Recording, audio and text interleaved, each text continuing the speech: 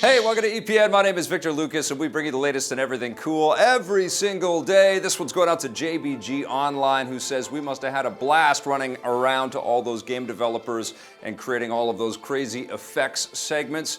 We did, and we still do. Maybe a little less effects these days, but we still have a lot of fun visiting game developers. Thank you for watching. This rundown is dedicated to you. Oculus has new plans for the future of virtual reality. Yesterday, the VR company and Facebook subsidiary held their annual Oculus Connect conference, where they made several big announcements.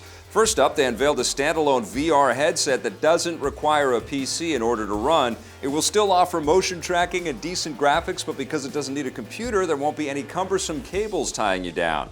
Cables are easily the biggest annoyance with VR, so getting rid of them is a big step in the right direction. The standalone headset is still just a prototype at this point, so there's no telling how many years it will take to find its way to stores. That's very cool. Since you still need a PC to run the Rift for the time being, Oculus is making it a little easier. They've built new software for the existing headset that will allow it to run on PCs with much lower system specs, all without changing any of the hardware inside the headset itself. How is this possible? The reason the Rift needs expensive PC gaming hardware is because it requires games to run at a high frame rate.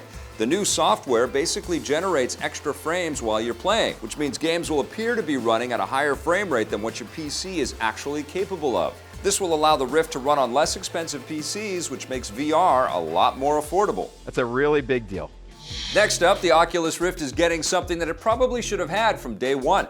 The long-awaited Oculus Touch motion controllers for the Rift will be available on December 6th and set you back $200 US. Like what's already available for other headsets, the Oculus Touch controllers will allow users to move their hands around and grab objects within the game world, which is a big part of VR immersion. The controllers will also come with a camera sensor, and users will have the option of buying a second sensor, which will allow them to get up out of their chairs and walk around within a predetermined area, which is also already available on other headsets. Just don't trip on the cables.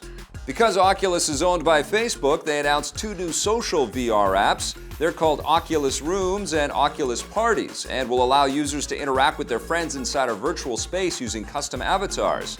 You can chat, watch movies, play mini games, or just hang out as if you're in the same room. And this is something Facebook CEO Mark Zuckerberg said he was interested in doing when they bought Oculus in 2014. The apps will be available on the Samsung Gear VR soon and the Rift early next year. You want to play a game? Finally, three big games were announced for the Oculus Rift.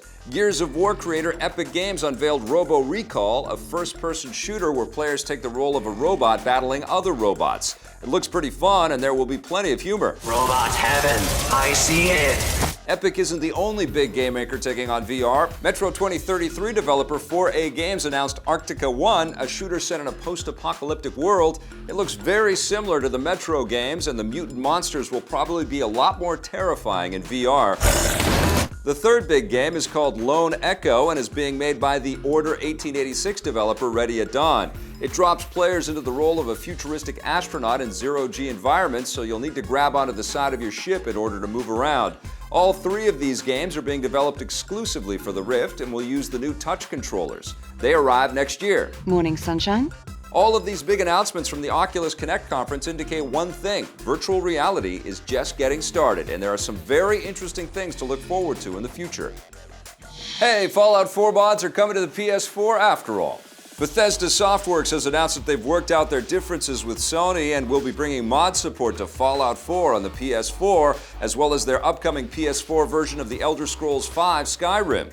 This is a big relief for fans. Back in September, Bethesda said that mod support would not be coming to the console because Sony wouldn't allow it. So thankfully, it looks like they've managed to work out whatever disagreements they were having. User-generated mods are already available on the PC and Xbox One, allowing players to create their own in-game content and then share it with other players. Mod support will be coming to Skyrim first and will be available when the PS4 version launches on October 28th. Fallout 4 will get it sometime after that. Marvel fans are going to have a lot to stream next year. Netflix has revealed their upcoming Punisher spin-off series will premiere in 2017. The show was first announced earlier this year after the debut of Jon Bernthal's version of the character in Daredevil Season 2, but we didn't know until now that it would be coming so soon. Jon Bernthal will be back, and the show is expected to go further into the character's backstory and his shady history with the U.S. Special Forces. Since Netflix is set to debut their next Marvel series Iron Fist in March, don't expect to see the Punisher until later in the year.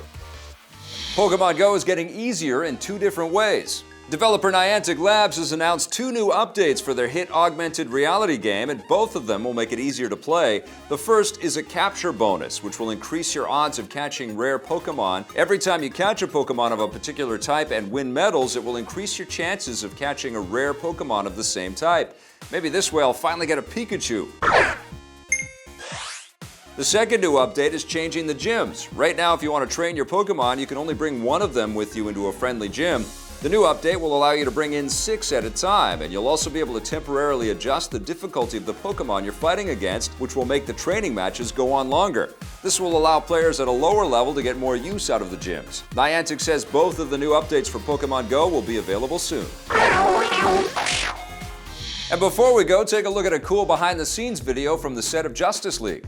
It gives a brief look at the lead heroes, Batman, Wonder Woman, The Flash, Cyborg, and Aquaman as they were filming and training for their roles, and there's even a brief appearance of Henry Cavill as Superman. Like the teaser trailer that was released at Comic-Con, this behind-the-scenes video seems to indicate that Justice League is going for a more lighthearted and fun tone than some of the recent DC movies, which is all right by us. Justice League recently finished filming and will hit theaters next summer. Thanks to my cast and crew, it's been a great shoot, and thank you, UK. It's been amazing. Have yourselves a great Thanksgiving, Canada. Thanks for watching, everybody. We'll be back with a brand new rundown for you on Tuesday.